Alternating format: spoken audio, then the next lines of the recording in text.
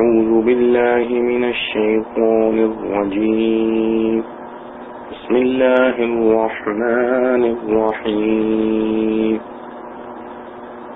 ولا تنكحوا ما نكح آباؤكم من النساء إلا ما قد سلف إنه كان فاحشة ومقتا وساء سبيلا حرمت عليكم أمهاتكم وبناتكم وأخواتكم وعماتكم وخالاتكم وبنات الأخ وبنات الأخت وأمهاتكم اللاتي أرضعنكم وأخواتكم من الرضاعة وأمهات نسائكم وربائبكم اللاتي في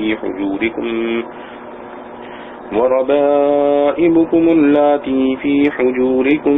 من نسائكم اللاتي دخلتم بهن فإن لم تكونوا دخلتم بهن فلا جناح عليكم وحلائل أبنائكم الذين من أصلابكم وأن تجمعوا بين الأختين إلا ما قد سلف إن الله كان غفورا رحيما والمحصنات من النساء إلا ما ملكت أيمانكم كتاب الله عليكم وأحل لكم ما وراء ذلكم أن تبتغوا بأنباركم محصنين غير مسافحين فما استمتعتم به منهن فآتوهن أجورهن فريضة ولا جناح عليكم فيما تراضيتم به من بعد الفريضة إن الله كان عليما حكيما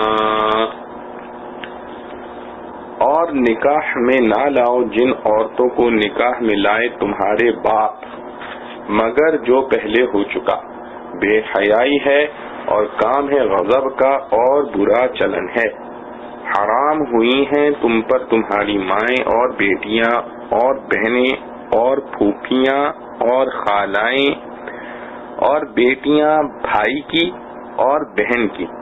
اور جن ماؤں نے تم کو دودھ پلایا اور دودھ کی بہنیں اور تمہاری عورتوں کی مائیں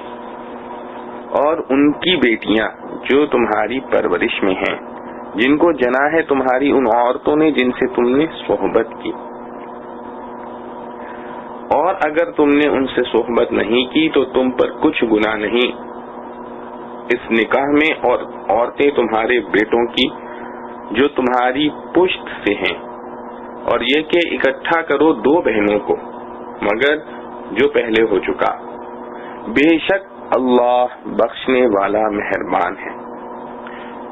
اور خاوند والی عورتیں مگر جن کے مالک ہو جائیں تمہارے ہاتھ، حکم ہوا اللہ کا تم پر، اور حلال ہیں تم کو سب عورتیں ان کے سوا، بشرط یہ کہ طلب کرو ان کو اپنے مال کے بدلے قید میں لانے کو، نہ مستی نکالنے کو۔ پھر جس کو کام میں لائے تم ان عورتوں میں سے تو ان کو دو ان کے حق جو مقرر ہوئے، اور گناہ نہیں تم کو اس بات میں کہ ٹھہرا لو تم دونوں آپس کی رضا سے مقرر کیے پیچھے،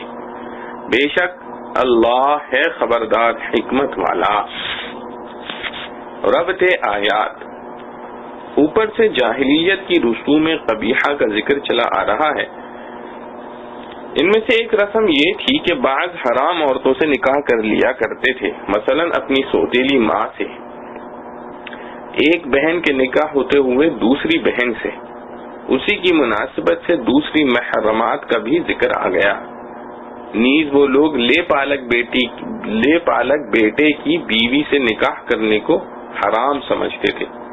اس کا بھی ابطال فرما دیا۔ اس سلسلے میں بعض ان عورتوں کی حلت کو بھی بیان کیا گیا جن میں مسلمانوں کو شبہ ہوا تھا، مثلا باندی جو مسلمانوں کے قبضے میں آ گئی ہو اور اس کا پہلا شوہر دارالحرب میں ہو، اسی کے ساتھ نکاح کے شرائط اور اس کے متعلقات مہر وغیرہ کا بھی ذکر آ گیا۔ خلاصہ تفسیر، اور تم ان عورتوں سے نکاح مت کرو جن سے تمہارے باپ یا دادا یا نانا نے نکاح کیا ہو، مگر خیر جو بات گزر گئی، آئندہ کبھی ایسا نہ ہو۔ بے شک یہ بات عقلاً بھی بڑی بے حیائی ہے اور اہل طباع سلیمہ کے عرف میں بھی نہایت نفرت کی بات ہے اور شرعاً بھی برا طریقہ ہے۔ تم پر یہ عورتیں حرام کی گئی ہیں، یعنی ان سے نکاح کرنا حرام اور باطل ہے، اور ان کی کئی قسمیں ہیں۔ اول محرمات نسبیہ وہ ہیں تمہاری مائیں اور تمہاری بیٹیاں، اور ان میں سب اصول و فروع بواسطہ و بلا واسطہ سب داخل ہیں، اور تمہاری بہنیں خواہ عینی ہو یا الاتی یا اخیافی، اور تمہاری پھوپھیاں اس میں باپ کی اور سب مذکر اصول کی تینوں قسموں کی بہنیں آ گئیں، اور تمہاری خالائیں اس میں ماں کی اور سب مؤنث اصول کی تینوں قسموں کی بہنیں آ گئیں، اور بھتیجیاں اس میں تینوں قسموں کے بھائیوں کی اولاد بواسطہ و بلا واسطہ سب آ گئیں، اور بھانجیاں اس میں تینوں قسموں کی بہنوں کی اولاد بواسطہ و بلا واسطہ سب آ گئیں۔ اور قسم دو محرمات رضاعیہ وہ یہ ہیں تمہاری وہ مائیں جنہوں نے تم کو دودھ پلایا ہے یعنی انا، اور تمہاری وہ بہنیں جو دودھ پینے کی وجہ سے بہن ہیں، یعنی تم نے ان کی حقیقی یا رضائی ماں کا دودھ پیا ہے، یا اس نے تمہاری حقیقی یا رضائی ماں کا دودھ پیا ہے، وہ مختلف وقت میں پیا ہو۔ اور قسم سوم محرمات بالمصاہرہ وہ یہ ہیں تمہاری بیویوں کی مائیں، اس میں زوجہ کے سب مؤنث اصول آ گئے، اور تمہاری بیویوں کی بیٹیاں اس میں زوجہ کے سب مؤنث فروع آ گئے، جو کہ عادتاً تمہاری پرورش میں رہتی ہیں، مگر اس میں ایک قید بھی ہے، وہ یہ کہ وہ لڑکیاں ان بیویوں سے ہوں کہ جن کے ساتھ تم نے صحبت کی ہو، یعنی کسی عورت کے ساتھ صرف نکاح کرنے سے اس کی لڑکی حرام نہیں ہوتی، بلکہ جب اس عورت سے صحبت بھی ہو جائے تب لڑکی حرام ہوتی ہے۔ اور اگر ہنوز تم نے ان بیویوں سے صحبت نہ کی ہو، وہ نکاح ہو چکا ہو، تو ایسی بیوی کی لڑکی کے ساتھ نکاح کرنے میں تم کو کوئی گناہ نہیں۔ اور تمہاری ان بیٹوں کی بیویاں بھی حرام ہیں جو کہ تمہاری نسل سے ہوں، اس میں سب مذکر فروع کی بیویاں آ گئیں، اور نسل کی قید کا مطلب یہ ہے کہ منہ بولے یعنی لے پالک جس کو متنبہ کہتے ہیں، اس کی بیوی حرام نہیں۔ اور یہ امر بھی حرام ہے کہ تم دو بہنوں کو رضائی ہوں یا نسبی اپنے نکاح میں ایک ساتھ رکھو، لیکن جو اس حکم سے پہلے ہو چکا وہ معاف ہے، بے شک اللہ تعالی بڑے بخشنے والے بڑے رحمت والے ہیں کہ رحمت سے گناہ معاف کر دیتے ہیں۔ اور قسم چہارم وہ عورتیں ہیں جو کہ شوہر والیاں ہیں، مگر اس قسم میں وہ مستثنی ہیں جو کہ شرعاً تمہاری مملوک ہو جائیں، اور ان کے حربی شوہر دار الحرب میں موجود ہوں، اور بعد ایک حیض آ جانے یا وضع حمل کے حلال ہیں۔ قضا فی الہدایہ اللہ تعالی نے ان احکام کو تم پر فرض کر دیا ہے، اور ان عورتوں کے سوا اور باقی عورتیں تمہارے لیے حلال کی گئی ہیں، یعنی یہ کہ تم ان کو اپنے مالوں کے ذریعے سے نکاح میں لانا چاہو، یعنی مہر ہونا نکاح میں ضرور ہے، اور اس طرح کہ تم ان کو بیوی بناؤ جس کی شرطیں شرع میں مشہور ہیں، مثلا گواہ بھی ہوں اور نکاح موقت بھی نہ ہو، وہ نکاح موقت بھی نہ ہو وغیرہ، صرف مستی ہی نکالنا نہ ہو، اس کے عموم میں زنا اور متعہ سب داخل ہو گیا، گو اس میں بھی مال خرچ کیا جاتا ہے۔ پھر نکاح ہو جانے کے بعد جس طریق سے من جملہ طرق شرعیہ معتبرہ کہ تم ان عورتوں سے متنفع ہوئے ہو، سو ان کو ان کے عوض ان کے مہر دو جو کچھ مقرر ہو چکے ہیں، اور یہ نہ سمجھو کہ اس مقررہ میں کسی طرح مثل نماز و روزہ کے کمی بیشی ممکن نہ ہو، بلکہ مقرر کی ہوئے بعد بھی جس مقدار پر تم میاں بیوی باہم رضامند ہو جاؤ اس میں تم پر کوئی گناہ نہیں، مثلا خاوند نے اور مہر بڑھا دیا یا عورت نے کم کر دیا یا معاف ہی کر دیا، ہر طرح درست ہے۔ بلا شبہ اللہ تعالی بڑے جاننے والے ہیں، تمہاری مصلحتوں کو خوب جانتے ہیں، بڑے حکمت والے ہیں، ان مصلحتوں کی رعایت سے احکام مقرر فرمائے ہیں، گو کہیں تمہاری سمجھ میں نہ آوے۔ معارف و مسائل، ان آیات میں محرمات یعنی ان عورتوں کی تفصیل بیان کی گئی ہے جن سے نکاح حرام ہے۔ پھر بعض محرمات تو وہ ہیں جو کسی حال میں حلال نہیں ہوتی، جنہیں محرمات ابدیہ کہا جاتا ہے، اور بعض محرمات ابدیہ نہیں ہیں، وہ بعض حالتوں میں حلال بھی ہو جاتی ہیں۔ شروع کی 3 قسمیں محرمات نسبیہ، محرمات رضاعیہ اور محرمات بالمصاہرہ، محرمات ابدیہ ہیں، اور آخر کی ایک قسم منکوحہ عورتیں اس وقت تک کے لیے حرام ہیں جب تک وہ غیر کے نکاح میں ہیں۔ وَلَا تَنْكِحُوا مَا نَكَحَ آبَاؤُكُمْ، جاہلیت کے زمانے میں اس میں کوئی باق نہیں کیا جاتا تھا کہ باپ کے مرنے کے بعد اس کی بیوی سے نکاح کر لیتے تھے۔ اس آیت میں اللہ پاک نے اس بے شرمی اور بے حیائی کے کام سے منع فرمایا اور اس کو موجب مقت یعنی خدا پاک کی ناراضگی کا باعث بتایا۔ ظاہر ہے کہ یہ ایک ایسی اخلاق کی موت اور کردار کی خرابی ہے کہ جس کو ایک عرصے تک ماں کہتے رہے اس کو باپ کی موت کے بعد بیوی بنا کر رکھ لیا۔ مسئلہ آیت شریفہ میں باپ کی منکوحہ سے نکاح کرنا حرام قرار دیا گیا ہے۔ اس میں اس بات کی قید نہیں لگائی ہے کہ باپ نے ان سے وطی بھی کی ہو، لہذا کسی بھی عورت سے اگر باپ کا عقد بھی ہو جائے تو اس عورت سے بیٹے کے لیے نکاح کبھی بھی حلال نہیں۔ اسی طرح صرف بیٹے کی بیوی سے باپ کو نکاح کرنا درست نہیں، اگرچہ بیٹے کا صرف نکاح ہی ہوا ہو۔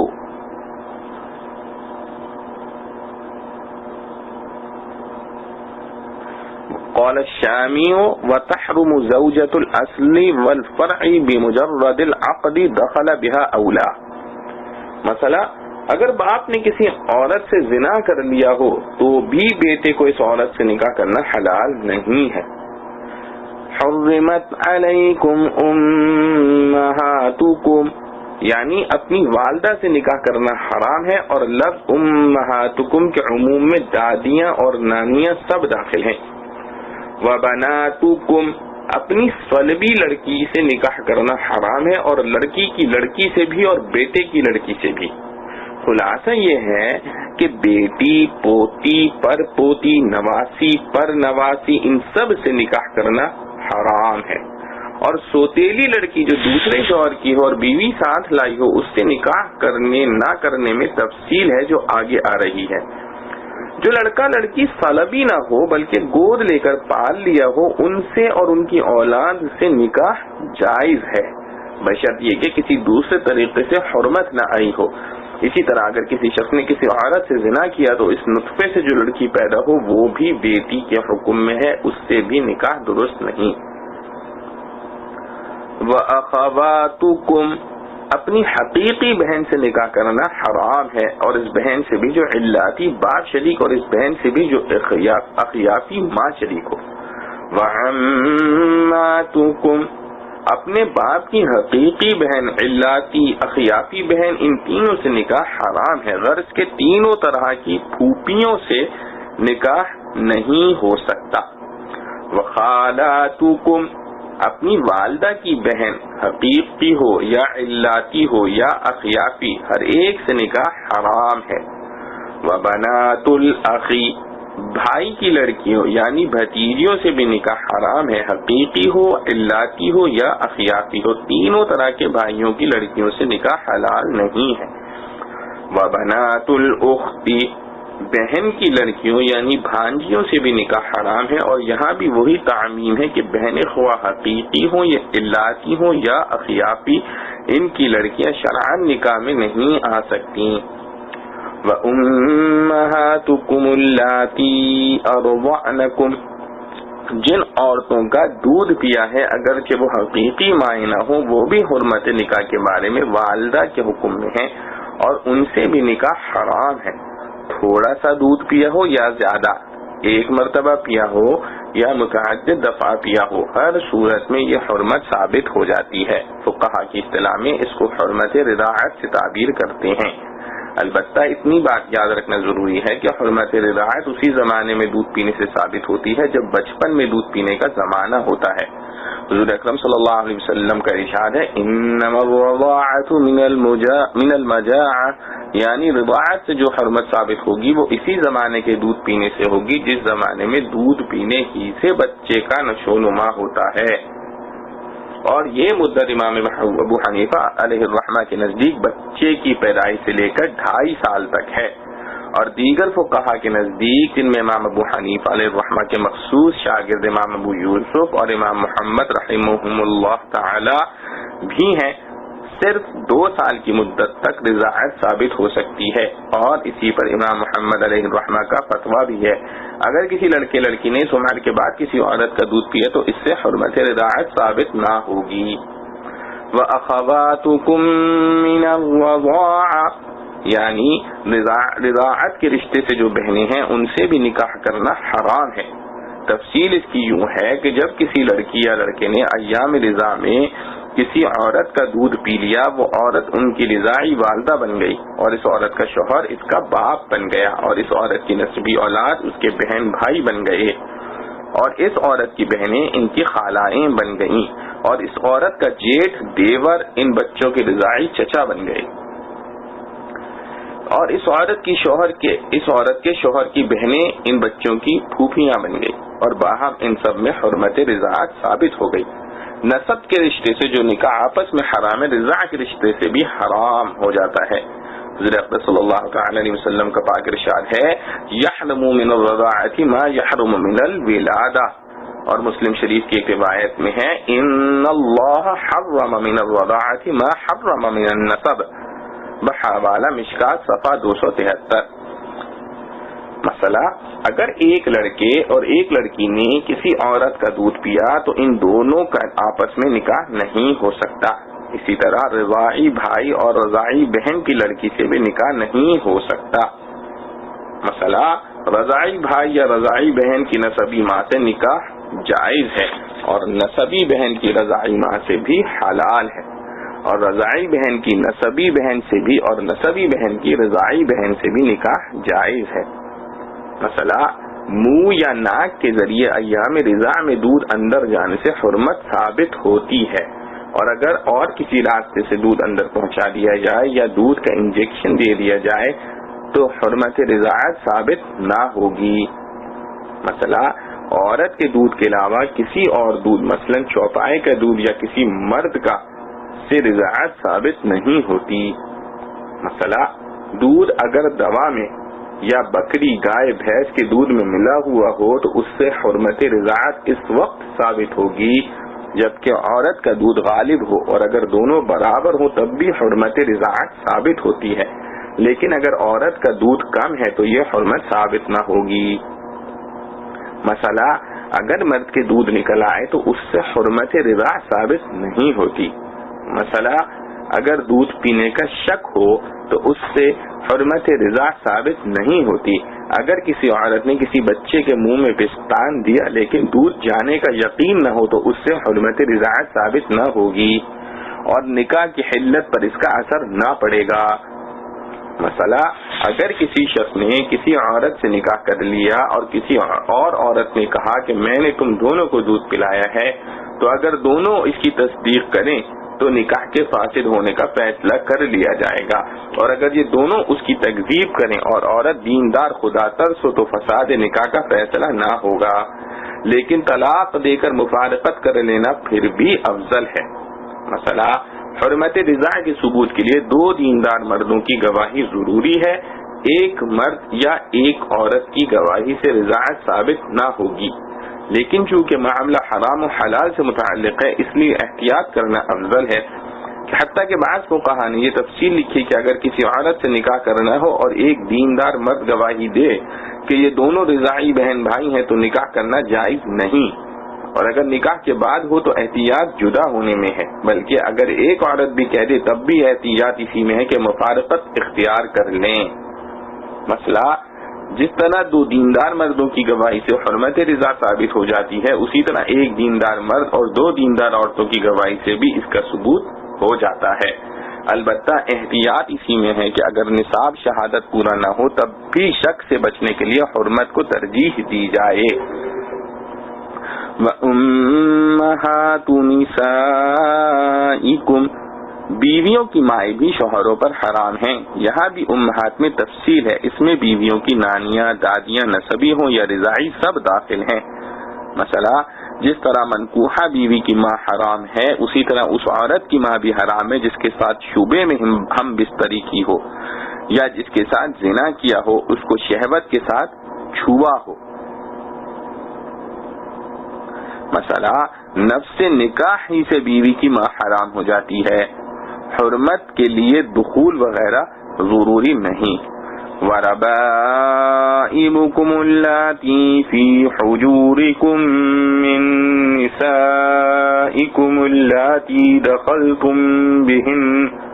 جس عورت کے ساتھ نکاح کیا اور نکاح کے بعد ہم بستری بھی کی تو اس عورت کی لڑکی جو دوسرے شوہر سے ہے، اسی طرح اس کی پوتی نواسی حرام ہو گئیں، ان سے نکاح کرنا جائز نہیں۔ لیکن اگر ہم بستری نہیں کی، صرف نکاح ہوا تو صرف نکاح سے مذکورہ قسمیں حرام نہیں ہو جاتی، لیکن نکاح کے بعد اگر اس کو شہوت کے ساتھ چھوا یا اس کے اندام نہانی کی طرف شہوت کی نگاہ سے دیکھا تو یہ بھی ہم بستری کے حکم میں ہے، اس سے بھی اس عورت کی لڑکی وغیرہ حرام ہو جاتی ہے۔ مسئلہ یہاں بھی نساء کم میں تعمیم ہے، لہذا اس عورت کی لڑکی پوتی اور نواسی بھی حرام ہو گئیں جس کے ساتھ شبے میں ہم بستری کی ہو یا اس کے ساتھ زنا کیا ہو۔ وَحَلَائِلُ أَبْنَائِكُمُ الَّذِينَ مِنْ أَصْلَابِكُمْ، بیٹے کی بیوی حرام ہے اور بیٹے کے عموم میں پوتا نواسا بھی داخل ہیں، لیکن ان کی بیویوں سے نکاح جائز نہ ہوگا۔ من اصلابکم کی قید سے متبنہ لے پالک کو نکالنا مقصود ہے، اس کی بیوی سے نکاح حلال ہے، اور رضاعی بیٹا بھی نسبی بیٹے کے حکم میں ہے، لہذا اس کی بیوی سے بھی نکاح کرنا حرام ہے۔ وَأَن تَجْمَعُوا بَيْنَ الْأُخْتَيْنِ، دو بہنوں کو نکاح میں جمع کرنا بھی حرام ہے، حقیقی بہنیں ہوں یا الاتی ہوں یا افیافی، نسب کے اعتبار سے ہوں یا رضاعی بہنیں ہوں، یہ حکم سب کو شامل ہے، البتہ طلاق ہو جانے کے بعد دوسری بہن سے نکاح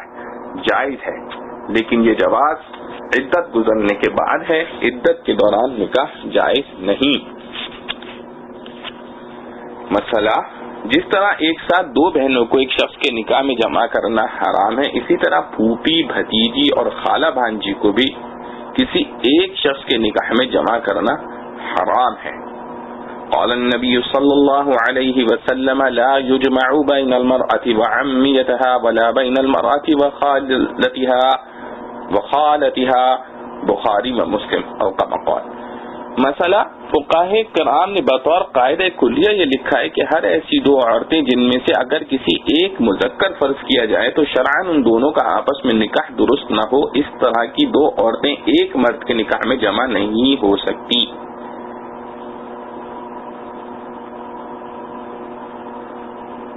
الا ما قد سلف، یعنی جاہلیت میں جو کچھ ہوتا رہا اس کا مواخذہ نہیں ہوگا۔ یہ الفاظ وَلَا تَنْكِحُوا مَا نَكَحَ آبَاؤُكُمْ کی آیت میں بھی ذکر ہوئے ہیں، اور وہاں پر بھی یہی معنی ہے کہ جاہلیت میں جو کچھ تم سے صادر ہوا سو ہوا، اب اسلام لانے کے بعد اس کا مواخذہ نہیں ہوگا اور آئندہ کے لیے اجتناب لازم ہے۔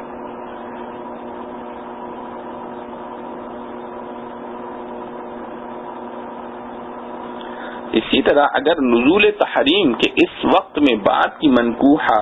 یا دو بہنیں نکاح میں ہوں تو تفریق ضروری ہے، اور ان دو بہنوں کی صورت میں ایک بہن کو الگ کر دینا لازم ہے۔ حضرت براء بن عازب رضی اللہ عنہ کی روایت ہے کہ نبی کریم صلی اللہ علیہ وسلم نے حضرت ابو بردہ بن نیار رضی اللہ عنہ کو ایک آدمی کے قتل کرنے کے لیے بھیجا تھا، اس لیے کہ اس شخص نے باپ کی بیوی سے نکاح کر لیا تھا۔ مشکات صفحہ 274۔ ابن فیروز دہلوی رحمۃ اللہ علیہ کی روایت ہے، وہ اپنے والد سے نقل کرتے ہیں کہ جب میں اسلام لے آیا تو دو بہنیں میرے نکاح میں تھیں، میں نبی کریم صلی اللہ علیہ وسلم کی خدمت میں حاضر ہوا، آپ صلی اللہ علیہ وسلم نے فرمایا ان میں سے ایک کو طلاق دے کر جدا کر دو اور ایک کو باقی رکھ لو، حوالہ بالا۔ ان روایت سے معلوم ہوا کہ جس طرح حالت اسلام میں ابتداءً منکوحہ الب اور جمع بین الاختین جائز نہیں، اسی طرح حالت کفر میں نکاح کی یہ صورت واقع ہوئی ہو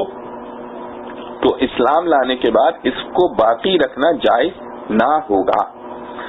ان اللہ کان غفورا رحیما۔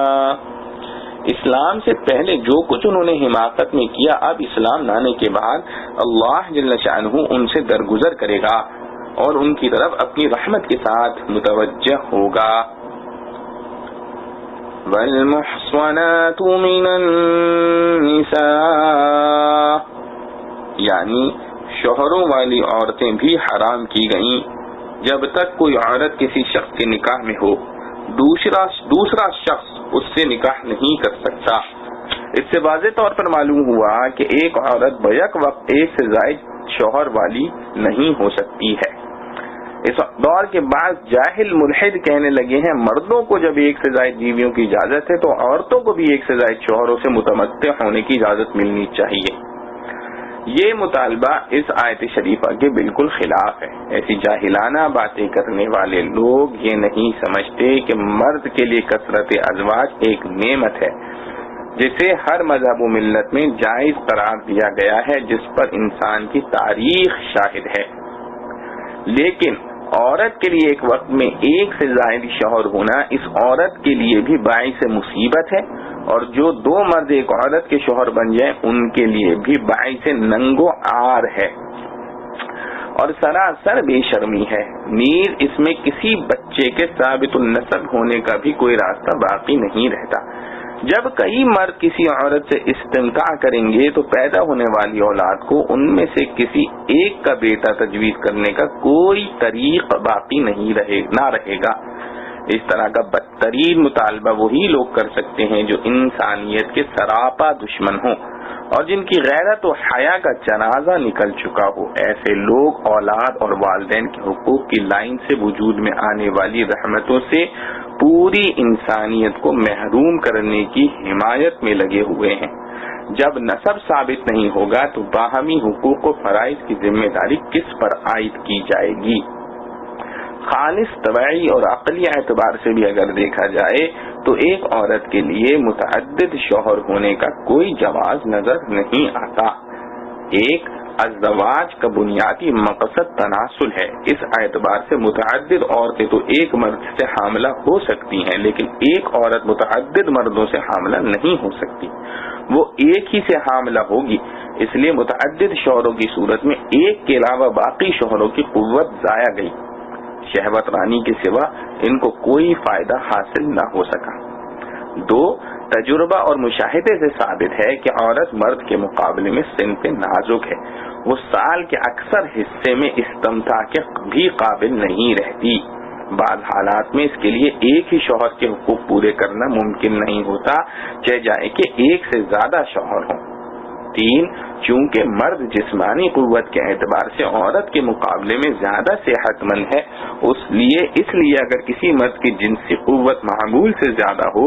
اور ایک عورت سے اس کی تشفی نہ ہو سکتی ہو تو اسے جائز طریقے سے دوسرے اور تیسرے نکاح کا موقع ملنا چاہیے، ورنہ وہ دوسرے ناجائز طریقے اختیار کرے گا اور پورے معاشرے کو بگاڑ دے گا۔ لیکن عورت سے ایسے بگاڑ کا اندیشہ نہیں ہے۔ شریعت اسلامیہ میں اس مسئلے کی اہمیت اتنی زیادہ ہے کہ نہ صرف کسی شخص کے نکاح میں ہوتے ہوئے عورت کے دوسرے نکاح کو حرام قرار دیا ہے، بلکہ کسی عورت کا کوئی شوہر طلاق دے دے یا مر جائے تو اس کی عدت گزرنے تک بھی کسی دوسرے شخص سے اس عورت کا نکاح نہیں ہو سکتا۔ الا ما ملکت ایمانکم، یہ جملہ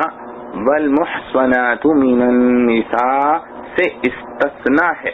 اس کا مطلب یہ ہے کہ شوہر والی بیوی سے کسی دوسرے شخص کو نکاح کرانا جائز نہیں ہے، الا یہ کہ عورت مملوکہ باندھی ہو کر آ جائے، جس کی صورت یہ ہے کہ مسلمانوں نے دارالحرب کے کافروں سے جہاد کیا اور وہاں سے کچھ عورتیں قید کر کے لے آئے۔ ان عورتوں میں جو عورت دارالاسلام میں لائی گئی اور اس کا شوہر دارالحرب میں رہ گیا تو اس عورت کا نکاح دارالاسلام میں آنے سے اپنے سابق شوہر سے ختم ہو گیا۔ اب یہ عورت اگر کتابیہ یا مسلمہ ہو تو اس سے دارالاسلام کا کوئی بھی مسلمان نکاح کر سکتا ہے، اور اگر امیر المؤمنین اس کو باندی بنا کر کسی فوجی سپاہی کو مال غنیمت کی تقسیم میں دے دے تب بھی اس سے استمتاع جائز ہے۔ لیکن یہ نکاح و استمتاع ایک حیض آنے کے بعد ہی جائز ہے،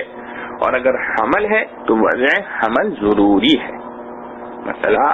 اگر کوئی کافر عورت دارالحرب میں مسلمان ہو جائے اور اس کا شوہر کافر ہے تو 3 حیض گزرنے کے بعد وہ اس کے نکاح سے جدا ہو جائے گی۔ مثلا اگر دارالاسلام میں کوئی کافر عورت مسلمان ہو جائے اور اس کا شوہر کافر ہو تو حاکم شرع اس کے شوہر پر اسلام پیش کرے۔ اگر وہ مسلمان ہونے سے انکار کرے تو قاضی ان دونوں میں تفریق کر دے اور یہ تفریق طلاق شمار ہوگی۔ اس کے بعد عدت گزار کر وہ عورت کسی مسلمان سے نکاح کر سکتی ہے۔ کتاب اللہ علیکم، یعنی جن محرمات کا ذکر ہوا ان کی حرمت اللہ تعالی کی طرف سے طے شدہ ہے۔ قال القرطبی حرمت هذه النساء کتاب من اللہ علیکم وَأُحِلَّ لَكُم مَّا وَرَاءَ ذَلِكُمْ، یعنی جو محرمات اب تک مذکور ہوئی ان کے علاوہ دوسری عورتیں تمہارے لیے حلال ہیں۔ مثلا چچا کی لڑکی، خالہ کی لڑکی، ماموں زاد بہن، ماموں چچا کی بیوی، ان کی وفات یا طلاق دینے کے بعد، ماموں چچا کی بیوی ان کی وفات یا طلاق دینے کے بعد، بشرط یہ کہ مذکورہ اقسام اور کسی رشتے سے محرم نہ ہوں، اور وہ اپنے منہ ڈولے بیٹے کی بیوی جب وہ طلاق دے دے یا وفات پا جائے، بیوی مر جائے تو اس کی بہن کے ساتھ وغیرہ بے شمار صورتیں بنتی ہیں، ان سب کو ما وراء ذالکم کے عموم میں داخل فرما دیا۔ مثلا بیک وقت 4 عورتوں سے زیادہ کو نکاح میں رکھنا جائز نہیں۔ اس کا تفصیلی بیان سورہ نساء کے شروع میں گزر چکا ہے۔ قریب کی آیات میں اس کا ذکر نہ دیکھ کر کسی کو یہ مغالطہ نہ ہو جائے کہ ما وراء ذالکم کے عموم میں بغیر کسی پابندی کے عورتوں سے نکاح جائز ہے۔ نیز بہت سی محرمات وہ ہیں جن کا ذکر احادیث شریفہ میں ہے، اور ان کی طرف آیات میں اشارات بھی ہیں جن کو ہم تفسیر کے ذیل میں ذکر کرتے چلے آئے ہیں۔ ان تبتغوا باموالکم، یعنی محرمات کا یہ بیان تمہارے لیے اس لیے کیا گیا ہے کہ اپنے مالوں کے ذریعے حلال عورتیں تلاش کرو اور ان کو اپنے نکاح میں لاؤ۔ ابو بکر جساس رحمۃ اللہ علیہ احکام القرآن میں لکھتے ہیں کہ اس سے 2 باتیں معلوم ہوئیں۔ ایک یہ کہ نکاح مہر سے خالی نہیں ہو سکتا، حتیٰ کہ اگر زوجین آپس میں یہ طے کر لیں کہ نکاح بغیر مہر کے ہوگا تب بھی مہر لازم ہوگا، جس کی تفصیل کتب فقہ میں مذکور ہے۔ دوسرے یہ بات معلوم ہوئی کہ مہر وہ چیز ہونی چاہیے جس کو مال کہا جا سکے۔ حنفیہ کا مذہب یہ ہے کہ 10 درہم سے کم مہر نہیں ہونا چاہیے۔ 1 درہم 3.5 ماشا چاندی کا ہوتا ہے۔ محصنین غیر مسافحین، یعنی اپنے مالوں کے ذریعے حلال عورتیں طلب کرو، اور یہ سمجھ لو کہ عورتوں کی تلاش عفت و عصمت کے لیے ہے، جو نکاح کا اہم مقصد ہے، اور نکاح کے ذریعے اس چیز کو حاصل کرو۔ مال خرچ کر کے زنا کے لیے عورتیں تلاش نہ کرو۔ اس سے معلوم ہو گیا کہ اگرچہ زناکار بھی مال خرچ کرتے ہیں لیکن وہ مال خرچ کرنا بھی حرام ہے، اور اس مال کے ذریعے جو عورت حاصل کی جائے اس سے استمتاع حلال نہیں ہوتا۔ غیر مسافحین بڑھا کر زنا کی ممانعت فرماتے ہوئے اس طرف بھی اشارہ فرمایا کہ زنا میں صرف شہوت رانی، صفحے ماں، پانی بہانا مقصود ہوتا ہے، کیونکہ اس سے طلب الولد اور ابقاء النسل کا ارادہ نہیں ہوتا۔ مسلمانوں کو پاک دامن رہنے اور تکثیر نسل انسانی کے لیے اپنی قوت کو برمحل خرچ کرنا چاہیے، جس کا طریقہ ملک نکاح اور ملک یمین ہے۔ فَمَا اسْتَمْتَعْتُمْ بِهِ مِنْهُنَّ فَآتُوهُنَّ أُجُورَهُنَّ فَرِيضَةً، یعنی نکاح کے بعد جن عورتوں سے استمتاع کر لو تو ان کے مہر دے دو، یہ دینا تمہارے اوپر فرض کیا گیا ہے۔ اس آیت میں استمتاع سے بیویوں سے ہم بستر ہونا اور وطی کرنا مراد ہے۔ اگر محض نکاح ہو جائے اور رخصتی نہ ہو اور شوہر کو استمتاع کا موقع نہ ملے بلکہ وہ اس سے پہلے ہی طلاق دے دے تو آدھا مہر واجب ہوتا ہے، اور اگر استمتاع کا موقع مل جائے تو پورا مہر واجب ہو جاتا ہے۔ اس آیت میں خصوصی توجہ دلائی ہے کہ جب کسی عورت سے استمتاع کر لیا تو اس کا مہر دینا ہر طرح سے واجب ہو گیا۔ اس میں کوتاہی کرنا شریعت اسلامیہ کے خلاف ہے، اور انسانی غیرت کا بھی یہ تقاضا ہے کہ جب نکاح کا مقصد حاصل ہو گیا تو بیوی کے حق میں کوتاہی اور ٹال مٹول نہ ہو۔ البتہ شریعت عورت کو یہ حق بھی دیتی ہے کہ مہر اگر معجل ہے تو مہر کی وصولی تک وہ شوہر کے پاس جانے سے انکار کر سکتی ہے۔ حرمت متعہ، لفظ استمتاع کا مادہ میم تا عین ہے، جس کے معنی کسی فائدے کے حاصل ہونے کے ہیں۔ کسی شخص سے یا مال سے کوئی فائدہ حاصل کیا تو اس کو استمتاع کہتے ہیں۔ عربی قواعد کی روح سے کسی کلمے کے مادے میں سین اور تا کا اضافہ کر دینے سے طلب و حصول کے معنی پیدا ہو جاتے ہیں۔ اس لغوی تحقیق کی بنیاد پر فَمَسْتَمْتَعْتُمْ کا سیدھا مطلب پوری امت کے نزدیک خلفاً عن سلف وہی ہے جو ہم نے ابھی اوپر بیان کیا ہے، لیکن ایک فرقے کا کہنا ہے کہ اس سے اصطلاحی متعہ مراد ہے، اور ان لوگوں کے نزدیک یہ آیت متعہ حلال ہونے کی دلیل ہے۔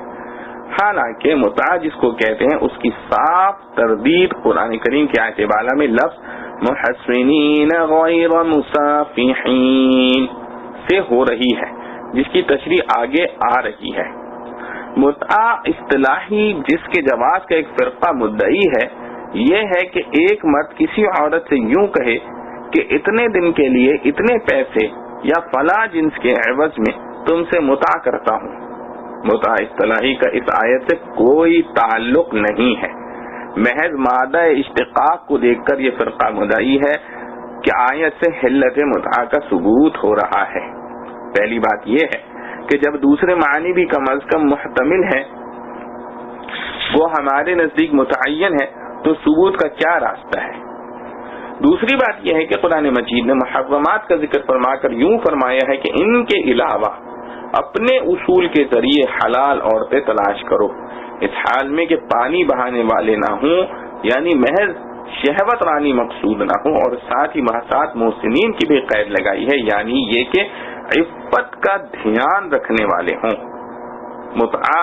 چونکہ مخصوص وقت کے لیے کیا جاتا ہے، اس لیے اس میں نہ حصول اولاد مقصود ہوتا ہے، نہ گھر بسانا، اور نہ عفت و عصمت، اور اسی لیے جس عورت سے متعہ کیا جائے اس کو فریق مخالف زوجہ وارثہ بھی قرار نہیں دیتا، اور اس کو ازواج معروفہ کی گنتی میں بھی شمار نہیں کرتا۔ اور چونکہ مقصد محض قضائے شہوت ہے، اس لیے مرد و عورت عارضی طور پر نئے نئے جوڑے تلاش کرتے رہتے ہیں۔ جب یہ صورت ہے تو متعہ عفت و عصمت کا ضامن نہیں بلکہ دشمن ہے۔ صاحب ہدایہ نے حضرت امام مالک رحمۃ اللہ علیہ کی طرف منسوب کیا ہے کہ ان کے نزدیک متعہ جائز ہے، لیکن یہ نسبت بالکل غلط ہے، جیسا کہ شرح ہدایہ اور دیگر اکابر نے تصریح کی ہے کہ صاحب ہدایہ سے تسامح ہوا ہے۔ البتہ بعض لوگ یہ دعویٰ کرتے ہیں کہ حضرت ابن عباس رضی اللہ عنہ اخیر تک حلت متعہ کے قائل تھے، حالانکہ ایسا نہیں ہے۔ امام ترمذی علیہ الرحمہ نے باب ماجہ میں فی نکاح المتعہ کا باب قائم کر کے 2 حدیثیں نقل کی ہیں۔ پہلی حدیث یہ ہے عن علی بن ابی طالب ان النبی صلی اللہ علیہ وسلم نہى عن متعة النساء وعن لحوم الحمر الاہلیۃ زمن خیبر۔ ترجمہ ہے، حضرت علی رضی اللہ عنہ سے روایت ہے کہ رسول خدا صلی اللہ علیہ وسلم نے غزوہ خیبر کے موقع پر عورتوں سے متعہ کرنے اور پالتو گدھوں کا گوشت کھانے سے منع فرمایا۔ حضرت علی رضی اللہ عنہ کی حدیث بخاری و مسلم میں بھی ہے۔ دوسری حدیث جو امام ترمذی علیہ الرحمہ نے نقل کی ہے وہ یہ ہے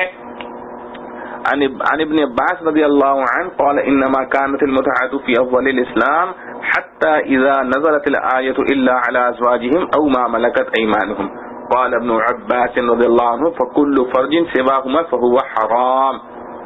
حضرت ابن عباس رضی اللہ عنہ سے روایت ہے، فرماتے ہیں متعہ اسلام کے عہد اول میں مشروع تھا، یہاں تک کہ آیت کریمہ الا علی ازواجہم او ما ملکت ایمانہم نازل ہوئی تو وہ منسوخ ہو گیا۔ اس کے بعد حضرت ابن عباس رضی اللہ عنہ نے فرمایا کہ زوجہ شرعیہ اور مملوکہ شرعیہ کے علاوہ ہر طرح کی شرمگاہ سے استمتاع حرام ہے۔ البتہ اتنی بات ضرور ہے کہ حضرت ابن عباس رضی اللہ عنہ کچھ عرصے تک متاع کو جائز سمجھتے تھے، پھر حضرت علی رضی اللہ عنہ کے سمجھانے سے، جیسا کہ صحیح مسلم جلد اول صفحہ 452 پر ہے، اور آیت شریفہ الا علی ازواجہم او ما ملکت ایمانہم سے متنبہ ہو کر رجوع فرما لیا، جیسا کہ ترمذی کی روایت سے معلوم ہوا۔ یہ عجیب بات ہے کہ جو فرقہ حلت متعہ کا قائل ہے، باوجود یہ کہ اسے حضرت علی رضی اللہ عنہ کے محب اور فرما بردار ہونے کا دعویٰ ہے، لیکن اس مسئلے میں وہ ان کا بھی مخالف ہے۔ وَسَيَعْلَمُ الَّذِينَ ظَلَمُوا أَيَّ مُنقَلَبٍ يَنقَلِبُونَ۔ صاحب روح المعانی قاضی عیاض علیہ رحمت سے نقل کرتے ہیں کہ غزوہ خیبر سے پہلے متعہ حلال تھا، پھر غزوہ خیبر میں حرام کر دیا گیا، اس کے بعد فتح مکہ کے دن حلال کر دیا گیا، لیکن پھر 3 دن کے بعد ہمیشہ کے لیے حرام کر دیا گیا۔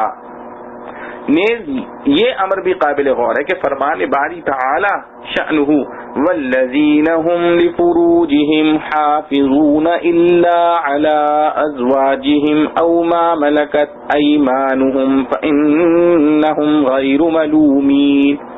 یہ ایسا واضح ارشاد ہے جس میں کسی تعویل کی گنجائش نہیں، اس سے حرمت متعہ صاف ظاہر ہے۔ اس کے مقابلے میں بعض شاذ قراتوں کا سہارا لینا قطعاً غلط ہے۔ جیسا کہ پہلے عرض کیا گیا، استمتعتم سے متعہ اصطلاحی مراد ہونے کی کوئی قطعی دلیل نہیں ہے، محض ایک احتمال ہے۔ یہ احتمال الا علی ازواجہم او ما ملکت ایمانہم کہ قطعی الدلالہ مضمون کے ہرگز معارض نہیں ہو سکتا، اور بالفرض اگر دونوں دلیلیں قوت میں برابر ہوں تو کہا جائے گا کہ دونوں دلیلیں حلت و حرمت میں متعارض ہیں۔ بالفرض اگر تعارض مان لیا جائے تب بھی عقل سلیم کا تقاضا ہے کہ محرم کو مبیح پر ترجیح ہونی چاہیے۔ مثلا نکاح متعہ کی طرح نکاح موقت بھی حرام اور باطل ہے۔ نکاح موقت یہ ہے کہ ایک مقررہ مدت کے لیے نکاح کیا جائے، اور ان دونوں میں فرق یہ ہے کہ متعہ میں لفظ متعہ بولا جاتا ہے اور نکاح موقت لفظ نکاح سے ہوتا ہے۔ وَلَا جُنَاحَ عَلَيْكُمْ فِي مَا تَرَاضَيْتُمْ بِهِ مِن بَعْدِ الْفَرِيضَةِ۔ آیت کے اس جملے کا مطلب یہ ہے کہ باہمی مہر مقرر کرنے کے بعد مہر مقررہ کوئی حتمی چیز نہیں ہو جاتی کہ اس میں کمی بیشی درست نہ ہو، بلکہ شوہر مقررہ مہر پر اپنی طرف سے اضافہ بھی کر سکتا ہے، اور بیوی اگر چاہے تو اپنی خوش دلی سے تھوڑا یا پورا مہر معاف کر سکتی ہے۔ الفاظ کے عموم سے معلوم ہوا کہ اگر عورت مہر معجل طے کر کے تعجیل کر لے یعنی بعد میں لینے کو منظور کر لے تو یہ بھی درست ہے اور اس میں کوئی گناہ نہیں۔ ان اللہ کان علیما حکیما۔ آیت کے ختم پر یہ جملہ بڑھا کر ایک تو یہ بتایا کہ اللہ تعالیٰ کو سب کچھ خبر ہے۔ احکام مذکورہ کی اگر کوئی شخص خلاف ورزی کرے تو اگرچہ اس کی خبر قاضی، حاکم اور کسی انسان کو نہ ہو، لیکن اللہ جل شأنہ کو تو سب خبر ہے، اس سے ہر حال میں ڈرتے رہنا چاہیے۔ اور یہ بھی بتلایا کہ جو احکام ارشاد فرمائے ہیں یہ سب کچھ حکمت پر مبنی ہے۔ حکمت اس دقیق بات کو کہتے ہیں جو ہر شخص کی سمجھ میں نہیں آتی۔ حرمت و حلت کے احکام جو آیات میں مذکور ہیں ان کی علت کسی کی سمجھ میں آئے یا نہ آئے، ان کو ہر حال میں ماننا لازم ہے، کیونکہ اگر ہمیں علت معلوم نہیں تو صاحب حکم باری تعالی شانہ کو تو معلوم ہے جو علیم اور حکیم ہے۔ اس دور کے بہت سے پڑھے لکھے جاہل احکام خداوندیہ کی علتیں تلاش کرتے ہیں اور کوئی علت معلوم نہیں ہوتی تو معاذ اللہ حکم ربی کو نامناسب یا دور حاضر کے تقاضوں کے خلاف کہہ کر ٹال دیتے ہیں۔ ان الفاظ میں ایسے لوگوں کا منہ بند کر دیا گیا ہے اور بتلا دیا گیا ہے کہ تم نادان ہو، اللہ جل شانہ دانا ہے، تم ناسمجھ ہو، اللہ حکیم ہے، اپنی سمجھ کو معیار حقانیت نہ بناؤ، واللہ اعلم وعلمہ اتم واحکم۔ ومن لم يستطع منكم طولا أن ينكح المحصنات المؤمنات فمما ملكت أيمانكم من فتياتكم المؤمنات والله أعلم بإيمانكم بعضكم من بعض فانكحوهن بإذن أهلهن وآتوهن أجورهن بالمعروف محصنات غير مسافحات ولا متخذات أخدان فإذا أحصن فإن أتين بفاحشة فعليهن نصف ما على المحصنات من العذاب ذلك لمن خشي العنة منكم وأن تصبروا خير لكم والله غفور رحيم. اور جو کوئی نہ رکھے تم میں مقدور اس کا کہ نکاح میں لائے بیویاں مسلمان تو نکاح کر لے ان سے جو تمہارے ہاتھ کا مال ہیں، جو کہ تمہارے آپس کی لونڈیاں ہیں مسلمان، اور اللہ کو خوب معلوم ہے تمہاری مسلمانی. تم آپس میں ایک ہو سو ان سے نکاح کرو ان کے مالکوں کی اجازت سے، اور دو ان کے مہر موافق دستور کے قید میں آنے والیاں ہوں، نہ مستی نکالنے والیاں اور نہ چھپی یاری کرنے والیاں. پھر جب وہ قید نکاح میں آ چکے ہیں تو اگر کریں بے حیائی کا کام تو ان پر آدھی سزا ہے بیویوں کی سزا سے. یہ اس کے واسطے ہے جو کوئی تم میں ڈرے تکلیف میں پڑنے سے، اور صبر کرو تو بہتر ہے تمہارے حق میں، اور اللہ بخشنے والا مہربان ہے. ربط آیات. اوپر سے چونکہ نکاح کے احکام چلے آ رہے ہیں اسی لیے اسی کے ذیل میں اب شرعی لونڈیوں کے ساتھ نکاح کرنے کا ذکر شروع ہوا، اور پھر انہی کے متعلق حد کا حکم بھی بیان کر دیا گیا کہ باندی اور غلام کی حد آزاد عورت و مرد سے مختلف ہوتی ہے. خلاصہ تفسیر، اور جو شخص تم میں پوری مقدرت اور گنجائش نہ رکھتا ہو آزاد مسلمان عورتوں سے نکاح کرنے کی تو وہ اپنے آپس والوں کی مسلمان لونڈیوں سے جو کہ تم لوگوں کی شرعاً مملوکہ ہے نکاح کر لے، کیونکہ اکثر لونڈیوں کا مہر وغیرہ کم ہوتا ہے اور ان کو غریب کے ساتھ بیاہ دینے میں عار بھی نہیں کرتے، اور لونڈی سے نکاح کرنے میں عار نہ کرے کیونکہ دین کی روح سے تو ممکن ہے کہ وہ تم سے بھی افضل ہو. وجہ یہ کہ مدار افضلیت دین کا ایمان ہے، اور تمہارے ایمان کی پوری حالت اللہ ہی کو معلوم ہے کہ اس میں کون اعلیٰ ہے کون ادنا ہے، کیونکہ وہ متعلق قلب کے ہے جس کی پوری اطلاع اللہ ہی کو ہے. اور دنیا کی روح سے زیادہ وجہ آر کی طوافت نسب ہے. اس میں جو انسان کا اصل مبدا ہے، اس میں جو انساب کا اصل مبدا ہے، یعنی حضرت آدم و حوا علیہم السلام، اس میں مشارکت کے اعتبار سے تم سب آپس میں ایک دوسرے کے برابر ہو. پھر آر کی کیا وجہ؟ جب عدم آر کی وجہ معلوم ہو گئی تو ضرورت مذکورہ کے وقت ان سے نکاح کر لیا کرو، مگر شرط یہ بھی ہے کہ ان کے مالکوں کی اجازت سے، اور ان مالکوں کو ان کے مہر قاعدہ شریعہ کے موافق دے دیا کرو. اور یہ مہر دینا اس طور پر ہو کہ وہ منکوحہ بنائی جاویں، نہ تو اعلانیہ بدکاری کرنے والی ہوں، نہ خفیہ آشنائی کرنے والی ہوں. یعنی وہ مہر بمقابلہ نکاح ہو بطور اجرت زنا کے دینے سے وہ حلال نہ ہوگی. پھر جب وہ لونڈیاں منکوحہ بنا لی جاویں، پھر اگر وہ بڑی بے حیائی کا کام یعنی زنا کریں تو بعد ثبوت بشرط یہ کہ مسلمان ہوں ان پر اس سزا سے نصف سزا جاری ہوگی جو کہ غیر منکوحہ آزاد عورتوں پر ہوتی ہے، جیسا کہ نکاح کے قبل بھی لونڈیوں کی یہی سزا تھی، اور اسی طرح غلاموں کی بھی. یہ لونڈیوں سے نکاح کرنا اس شخص کے لیے مناسب ہے جو تم میں بوجہ غلبہ شہوت اور آزاد منکوحہ میسر نہ ہونے کے زنا میں مبتلا ہو جانے کا اندیشہ رکھتا ہو، اور جس کو یہ اندیشہ نہ ہو اس کے لیے مناسب نہیں. اور اگر اس اندیشے کی حالت میں بھی اپنے نفس پر قادر ہو تو تمہارا ضبط کرنا زیادہ بہتر ہے بنسبت نکاح کنیز کے. اور یوں اللہ تعالی بڑے بخشنے والے ہیں، اگر صورت کراہت میں بھی نکاح کر لیا ہم مواخذہ نہیں کریں گے، اور بڑی رحمت والے ہیں کہ حرمت کا حکم نہیں فرمایا۔ معارف و مسائل۔ طول قدرت اور غنا کو کہتے ہیں۔ آیت کا مطلب یہ ہے کہ جس کو آزاد عورتوں سے نکاح کرنے کی قدرت نہ ہو یا اس کا سامان میسر نہ ہو تو مومن باندیوں سے نکاح کر سکتا ہے۔ اس سے پتہ چلا کہ جہاں تک ممکن ہو آزاد عورت ہی سے نکاح کرنا چاہیے، باندی سے نکاح نہ کرے، اور اگر باندی سے نکاح کرنا پڑ ہی جائے تو مومن باندی تلاش کرے۔ حضرت امام ابو حنیفہ علیہ رحمہ کا یہی مذہب ہے کہ آزاد عورت سے نکاح کی قدرت ہوتے ہوئے باندی سے نکاح کر لینا یا کتابی یا باندی سے نکاح کر لینا مکروہ ہے۔ اور حضرت امام شافعی رحمۃ اللہ علیہ اور دیگر ائمہ کے نزدیک آزاد عورت سے نکاح کی قدرت ہوتے ہوئے باندی سے نکاح کرنا حرام ہے، اور کتابیہ باندی سے نکاح کرنا مطلقاً جائز نہیں ہے۔ بہرحال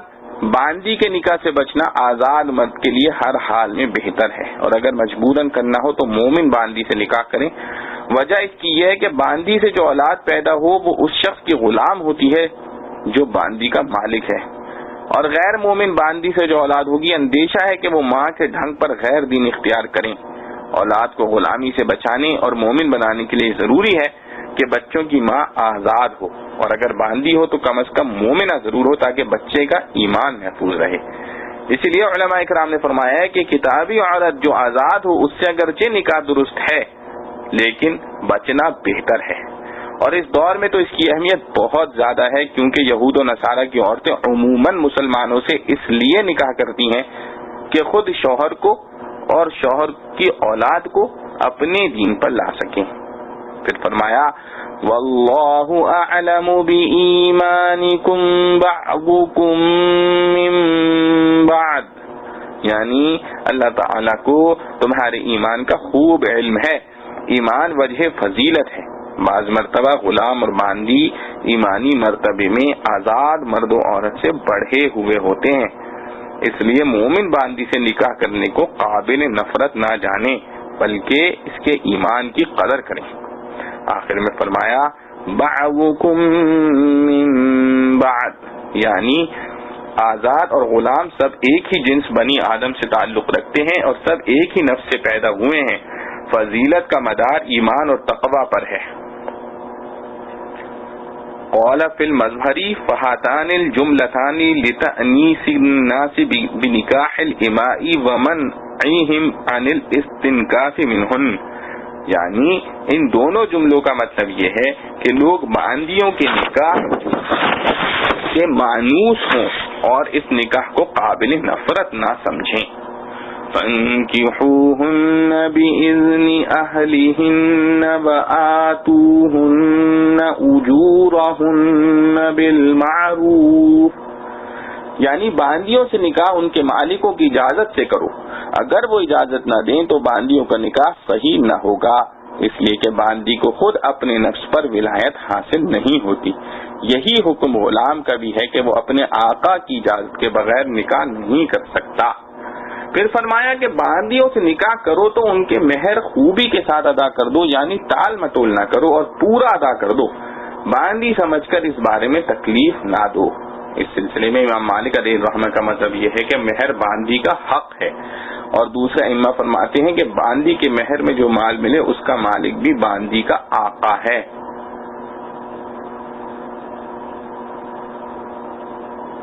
محصنات غیر مسافحات ولا متخذات اخدان، یعنی مومن باندیوں سے نکاح کرو اس حال میں کہ وہ پاک دامن ہوں، نہ وہ مصافحات ہوں یعنی اعلانیہ زنا کرنے والی، اور نہ خفیہ طریقے پر آشنا رکھنے والی ہو۔ کو اس جگہ پر باندیوں کے بارے میں فرمایا ہے کہ نکاح کے لیے پاک دامن باندیوں کو تلاش کرو، لیکن آزاد عورت جو زانیہ ہو اس سے نکاح سے بچنا بھی افضل اور بہتر ہے۔ جیسا کہ آیت سے معلوم ہوا کہ اگر حرہ کے ساتھ نکاح کی قدرت نہ ہو تو باندی کے ساتھ نکاح کرو، اس سے یہ بھی ثابت ہوا جبکہ متعہ جائز نہیں، اس لیے کہ اگر متعہ جائز ہوتا تو حرہ کے ساتھ نکاح کے عدم استطاعت کی صورت میں کسی شخص کے لیے آسان تر صورت متعہ کرنے کی تھی کہ اس میں جنسی خواہش بھی پوری ہو جاتی اور مالی بوجھ بھی نکاح کے مقابلے میں بہت کم ہوتا۔ نیز آیت میں محصنات غیر مصافحات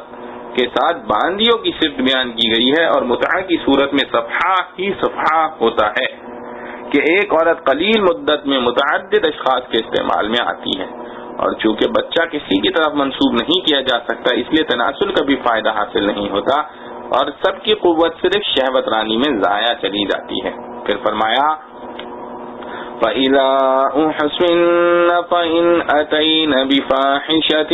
فَعَلَيْهِنَّ نِصْفُ مَا عَلَى الْمُحْصَنَاتِ مِنَ الْعَذَابِ، یعنی جب باندیاں نکاح میں آ گئیں اور ان کے پاک دامن رہنے کا انتظام ہو گیا تو اب اگر زنا کر بیٹھیں تو ان کو اس سزا سے آدھی سزا ملے گی۔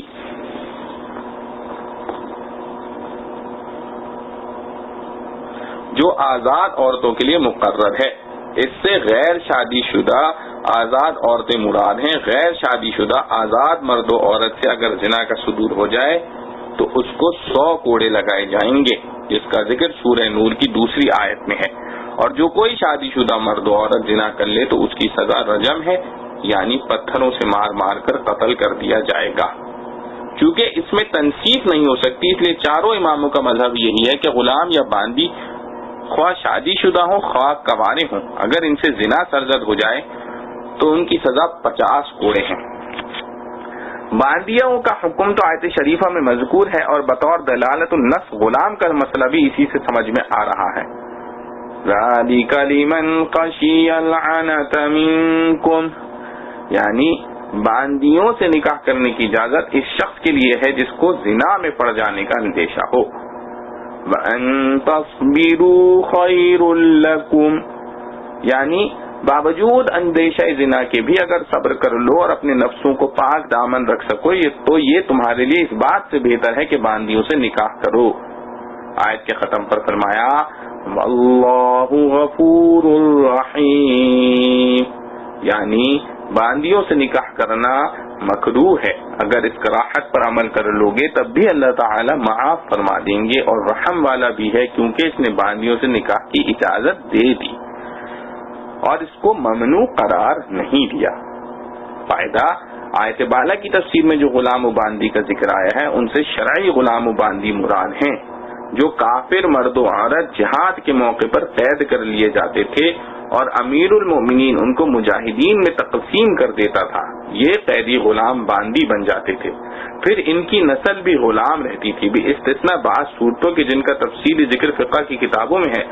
جب سے مسلمانوں نے شرعی طور پر جہاد کرنا چھوڑ دیا ہے اور اپنے جہاد اور صلح و جنگ کا مدار دشمنان دین کے اشاروں پر رکھ دیا ہے اور غیر شرعی اصولوں کے پابند ہو گئے ہیں، اس وقت سے غلام اور باندی سے بھی محروم ہو گئے۔ موجودہ نوکر چاکر اور گھروں میں کام کرنے والی نوکرانیاں غلام باندی نہیں ہیں، اس لیے کہ یہ آزاد ہیں۔ بعض علاقوں میں بچوں کو بیچ دیتے ہیں اور غلام بنا لیتے ہیں، یہ سراسر حرام ہے، اور ایسا کرنے سے یہ غلام باندی نہیں بن جاتے۔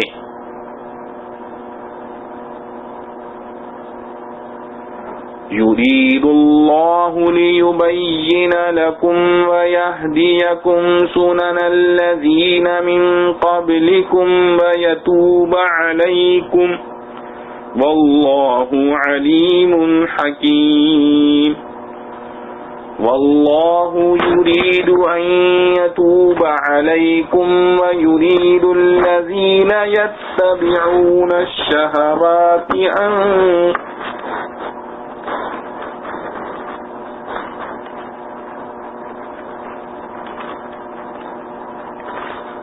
والله يريد أن يتوب عليكم ويريد الذين يتبعون الشهوات أن تميلوا ميلا عظيما يريد الله أن يخفف عنكم وخلق الإنسان ضعيفا۔ اللہ چاہتا ہے کہ بیان کرے تمہارے واسطے اور چلائے تم کو پہلوں کی راہ اور معاف کرے تم کو، اور اللہ جاننے والا ہے، حکمت والا، اور اللہ چاہتا ہے کہ تم پر متوجہ ہوئے، اور چاہتے ہیں وہ لوگ جو لگے ہوئے ہیں اپنے مزوں کے پیچھے کہ تم پھر جاؤ راہ سے بہت دور۔ اللہ چاہتا ہے کہ تم سے بوجھ ہلکا کرے، اور انسان بنا ہے کمزور۔ ربط آیات، ما قبل کی آیتوں میں احکام کی تفصیل مذکور ہوئی۔ ان آیتوں میں اللہ جل شانہ اپنا انعام و احسان بتلاتے ہیں، اور یہ کہ ان احکام کی مشروعیت میں تمہارے ہی منافع و مصالح کی رعایت رکھی گئی ہے، اگرچہ تم اس کی تفصیل کو نہ سمجھو۔ پھر اس کے ساتھ ہی ان احکام پر عمل کرنے کی ترغیب ہے، اور گمراہوں کے ناپاک ارادوں پر بھی متنبہ کیا گیا کہ یہ لوگ تمہارے بدخواہ ہیں جو تمہیں مستقیم راستے سے بھٹکانا چاہتے ہیں۔ خلاصہ تفسیر، اللہ تعالیٰ کو ان مضامین مذکورہ کے ارشاد فرمانے سے اسی طرح دوسرے مضامین سے اپنا کوئی نفع مقصود نہیں کہ یہ محال عقلی ہے، بلکہ تم کو نفع پہنچانے کے لیے یہ منظور ہے کہ آیات احکام میں تو تم سے تمہاری مصلحت کے احکام بیان کر دے، اور آیات قصص میں تم سے پہلے لوگوں کے احوال تم کو بتلا دے، تاکہ تم اتباع کی رغبت اور مخالفت سے خوف ہو، تاکہ تم کو اتباع کی رغبت اور مخالفت سے خوف ہو۔ اور خلاصہ مشترک مقصود یہ ہے کہ تم پر رحمت کے ساتھ توجہ فرما دے، اور وہ توجہ یہی بیان فرمانا اور بتلانا ہے جس میں سرتاسر بندوں ہی کا نفع ہے، جیسے مذکور ہوا۔ اور اللہ تعالیٰ بڑے علم والے ہیں کہ بندوں کی مصلحت جانتے ہیں، بڑے حکمت والے ہیں کہ بلا وجوب ان مصلحتوں کی رعایت فرماتے ہیں۔ اور اللہ تعالیٰ کو تو بیان احکام و قصص سے جیسا بھی مذکور ہوا تمہارے حال پر رحمت کے ساتھ توجہ فرمانا منظور ہے۔ اور جو لوگ کفار و فجار میں سے شہوت پرست ہیں وہ یوں چاہتے ہیں کہ تم راہ راست سے بڑی بھاری کجی میں پڑ جاؤ اور انہی جیسے ہو جاؤ، چنانچہ وہ اپنے فاسد خیالات مسلمانوں کے کانوں میں ڈالتے رہتے تھے۔ اور اللہ تعالیٰ کو احکام میں جس طرح تمہاری مصلحت پر نظر ہے اسی طرح تمہاری آسانی پر بھی نظر ہے، جیسا ارشاد ہے کہ اللہ تعالیٰ کو احکام میں تمہارے ساتھ تخفیف یعنی آسانی بھی منظور ہے۔ اور وجہ اس کی یہ ہے کہ آدمی بنسبت اور مکلفین کے بدن اور ہمت دونوں میں کمزور پیدا کیا گیا ہے، اس لیے اس کے ذوق کے مناسب احکام مقرر فرمائے ہیں، ورنہ باعتبار رعایت مصلحت کے اعمال شاقہ کا تجویز کیا جانا بھی مذائقہ نہ تھا، مگر ہم نے دونوں امر کا مجموعاً لحاظ فرمایا، اور یہ بڑے علم و حکمت اور نیز رحمت و شفقت پر موقوف ہے۔ معارف و مسائل، نکاح کے بہت سے احکام بیان فرمانے کے بعد ان آیات میں یہ بتایا کہ اللہ پاک واضح طور پر خوب کھول کر تمہیں احکام بتاتے ہیں۔ انبیاء کرام علیہ السلام اور صالحین عظام رحمہ اللہ علیہما جو پہلے گزرے ہیں ان کے طریق کی رہبری فرماتے ہیں۔ تم یہ نہ سمجھو کہ یہ حرام و حلال کی تفصیلات صرف ہمارے ہی لیے ہیں، بلکہ تم سے پہلے جو امتیں گزری ہیں ان کو بھی اس طرح کے احکام بتائے گئے تھے جنہوں نے عمل کیا اور مقربین بارگاہ خداوندی ہوئے۔ جو لوگ متبع شہوات ہیں یعنی زناکار، اور وہ قومیں اور اصحاب مذاہب باطلہ جن کے نزدیک حرام حلال کوئی چیز نہیں، وہ تم کو بھی راہ حق سے ہٹا کر اپنے باطل ارادوں کی طرف متوجہ کرنا چاہتے ہیں۔ تم ان سے ہوشیار رہنا۔ بعض مذہبوں میں اپنی محرم عورتوں سے بھی نکاح کر لینا درست ہے، اور بہت سے ملحدین اس دور میں نکاح کو ختم کرنے ہی کے حق میں ہیں، اور بعض ممالک میں عورت کو متاع مشترک قرار دیے جانے کی باتیں ہو رہی ہیں۔ یہ باتیں وہ لوگ کرتے ہیں جو سراپا نفس کے بندے اور خواہش کے غلام ہیں۔